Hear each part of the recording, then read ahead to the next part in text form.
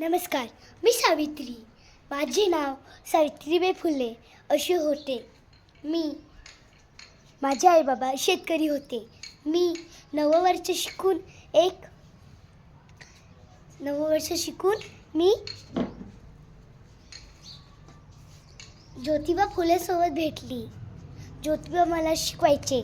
छोटी विलांटी, मोठी विलांटी, लहान विलांटी, 2 गुणी 4, 2 गुणी 6, 2 गुणी 8 अशी शिकवायचे. मी पुण्यात एक पहिली शाळा काढली होती.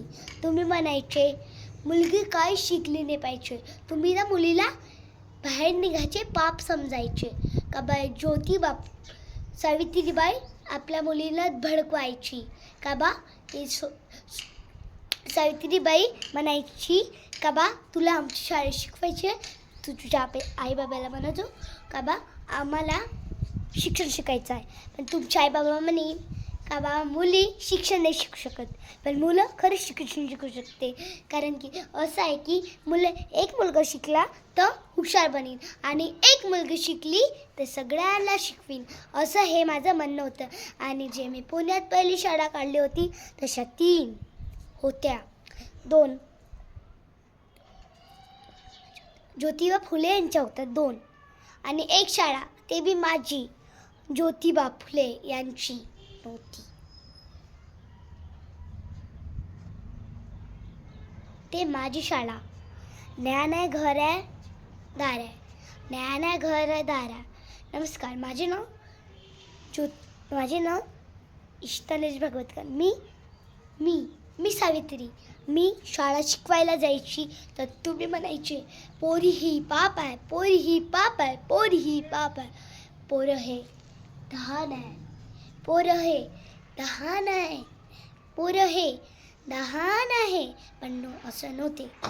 पोरी ही हे होती आणि पोरं हे दहान होते. कारण की असं म्हणायचे कोण, त्यांचे आई बाबा म्हणायचे पोरगी शिक्षण शिकली पाहिजे नाही. मी शिक्षण शिकवायला जायची तर मला म्हणायचे मला शिवाय दे, मला गोटे मारून फेकायचे, मला माती फेकायची माझ्यावर, मला शिवाय द्यायचे. पण मी ते 9व्या महिन्यापर्यंत सहन केलं. पण मी आता ते सहन नाही करू शकत. तितक्यात माझा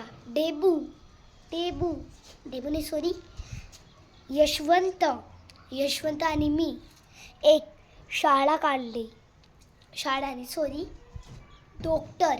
मी म्हटलं यशवंत एक तू डॉक्टर बन, हॉस्पिटल काढ. एका दिवशी मी एका माणसाला पकडून घेऊन जायची, पण तिकडूनच माझे मुक्त झाले.